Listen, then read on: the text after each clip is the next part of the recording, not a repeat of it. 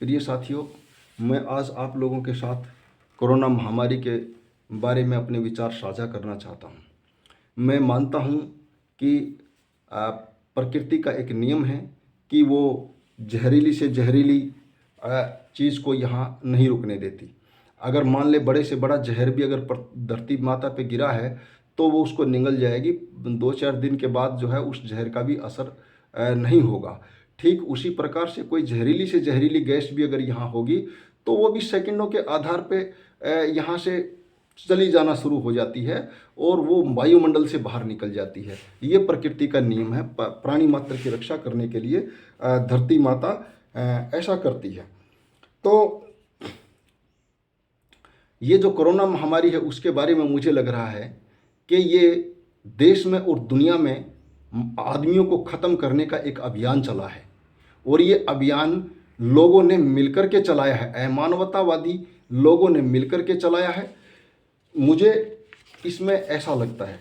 अब देखिए, हम जो मॉस्किटो को मारने के लिए जो बनाया हुआ है ऑल आउट है और दूसरी जो जलाते हैं हम घरों में वो है। अगर जब हम इसके बारे में बात करते हैं तो ये एक गैस ही तो है जिसमें मच्छर या मक्खी को सांस लेना दूभर होता है, क्योंकि वो सांस लेने मक्खी और उसके लिए ही वो बनाई हुई है। साइंस ने डेवलप की है। हमारे बीच में जो लोग हैं उन्होंने ही उसको विकसित किया है। जो बड़े बड़े जो वो कर रहे हैं उन्होंने ही, जो रिसर्चर हैं उन्होंने उसको डेवलप किया है। तो वैसे ही आदमी के लिए भी कोई डेवलप किया जा सकता है ऐसी ही गैस। अब देखिए वो गैस क्या है। जब वो गैस निकलेगी तो मच्छर और मक्खी उसमें सांस लेना नहीं पाएंगे और वो क्या है कि बाहर निकल जाएंगे या वहाँ रहेंगे तो वो थोड़ा सा टाइम के बाद अनकॉन्शियस हो जाएगा और उसके बाद वो ख़त्म हो जाएगा, अगर वो नहीं निकला तो। नहीं तो वो तुरंत निकल के, लेकिन वो गैस ही तो है। ठीक ऐसी ही गैस अगर आदमी के लिए बना ली जाए तो ये कोई असंभव चीज़ थोड़ी है, ये भी संभव है।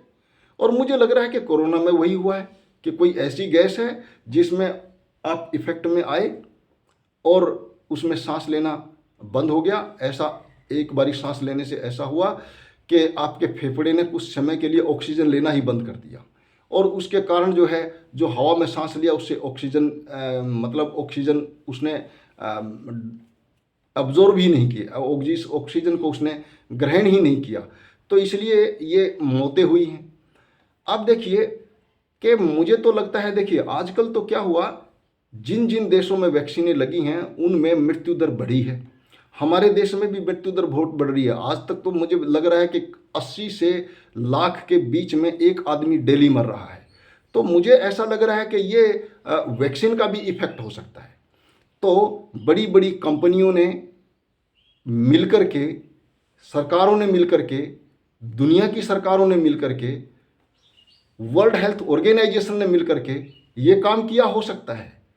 इसकी संभावना है। मैं ये नहीं कह रहा कि किया है, लेकिन मैं ये कह रहा हूँ कि इसकी संभावना है। नहीं तो जिन जिन देशों में वैक्सीन लगी हैं उन देशों में मौतों का ग्राफ क्यों बढ़ा है और क्यों बढ़ते जा रहा है, ये बड़ी सोचने की बात है। और आजकल तो हमारे देश की तो सरकार ने भी पल्ला झाड़ लिया। अब बोल रही है कि बोला वैक्सीन तो लोगों ने अपनी मर्जी से लगवाई है और जो इसमें अगर कोरोना के अगर इस वैक्सीन से के साइड इफेक्ट से लोग मर रहे हैं तो उसमें सरकार की क्या गलती है, जबकि धक्के से लगवाए गए हैं सारे इंजेक्शन। मैं ये बताना चाहता हूं। अब देखिए अभी आगे क्या करना चाहिए हमको। अब देखिए आपके यहाँ, आपके घर में कोई ऐसी गैस जो बनी हो और वो पैक होकर के आपके घर में आ जाएगी तो आपके घर में आके ही खुलेगी।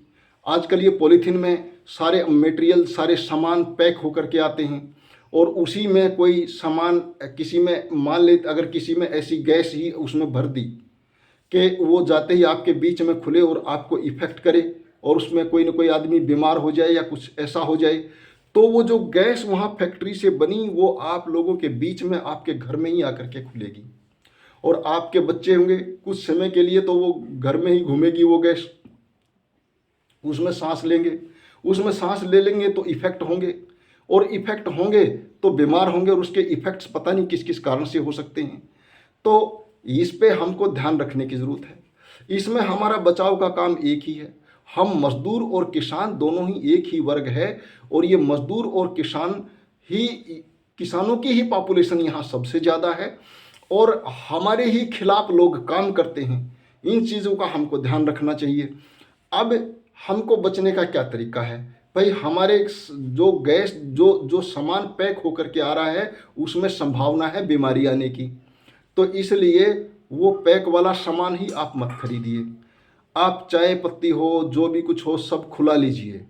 आटा, दाल, चावल, रोज़ खाने वाली चीज़ें, दूध, ये आप खुला लीजिए। साथ वाली नज़दीक वाली डेयरी से लीजिए, जो मज़दूरों और किसानों की हों अपनी डेयरियाँ, उनमें से ले लीजिए। आटा चक्की से आप आटा ले सकते हैं। और क्या नाम है, चावल की भी चक्कियां हैं जो जिनमें फसल जो है वहीं से खेत से खरीद करके जो लोग रखते हैं और उसको बाद में बेचते हैं, तो उनसे लीजिए। तो ऐसी कोई आइटम ना लीजिए जो पैक होकर के आए। अगर वो पैक होकर के आए भी, तो अगर उस आइटम को आपने ले लिया है तो उसको बाहर खुले में कुछ टाइम के लिए खुला छोड़ दीजिए। 1-2 घंटा तो खुला छोड़ दीजिए, ताकि उसमें से जो गैस आई हो, कोई ऐसी गैस आई हो, तो वो चली जाए। और उसमें जो आइटम है, आटा, मतलब दाल, चावल, ये तो आप कम से कम उसको बिल्कुल बढ़िया से भिगो के, उसको पहले पानी में धुल के, तब आप उसका इस्तेमाल कीजिए। और मैं ये कहूँगा कि गेहूं भी आप साल भर में अपना खरीद के रख लीजिए और उसको पिसवाते रहिए और खाते रहिए। चक्की तो आपके पास में है। अगर आपने सुरक्षित रहना है तो आपको ये काम करने पड़ेंगे। पैकिंग वाले आइटम से बचना पड़ेगा। मेरा तो यही शक है कि ये पैकिंग वाले आइटम से बीमारी आपके घरों तक आ सकती है। देखिए, वैसे तो बॉडी नेचर का नियम है। हमारा जो बॉडी है आज का टाइम के अनुसार, खान पान के अनुसार, उसने 70 से 90 साल के बीच में ज़रूर चलना है। अगर इससे पहले अगर उसको कोई सीरियस बीमारी ना हो या वो ठीक ठाक रहे, तो वो इतना लंबा टाइम तक, मतलब 70 से लेके 90 तक के बीच में आदमी एक जीवित रहता है। अगर नहीं रहता, इसी एक आदमी नहीं, सारे प्राणियों की, कुत्ता की, बिल्ली की, उनका भी एक लाइफ है, वो उतना लाइफ तक जीते हैं। अगर लेकिन ऐसा नहीं हो सकता है कि आदमी 30 या 35 के साल में ही चले जाए। आपका एक्सीडेंट ना हो, कोई सीरियस बीमारी ना हो, तो बॉडी इतने टाइम तक चलती है। हष्ट पुष्ट बॉडी इतने टाइम तक चलेगी, उसको कोई नहीं कर सकता। अगर कुछ हुआ है तो वो घालमेल है, वो बहुत बड़ी नेग्लिजेंसी है। तो ये चीज़ों के ऊपर हमको गौर करने की सख्त ज़रूरत है। मेरे आपसे अनुरोध है कि कोई भी पैक्ड वाला आइटम आप ना खरीदें। आप खरीदें तो उसको कुछ समय बाहर खुले में उसको खोल के रख दीजिए, ताकि उन चीज़ों का इफ़ेक्ट कम हो। और जो है, इसी प्रक्रिया के दौरान आप घर में आने वाली बीमारियों से राहत आपको मिल सकती है। इन्हीं शब्दों के साथ जय हिंद, जय भारत। मेरा वीडियो अच्छा लगा हो तो इसको अपने रिश्तेदारों में और जानकारों को भेजना ना भूलें। जय हिंद, जय भारत।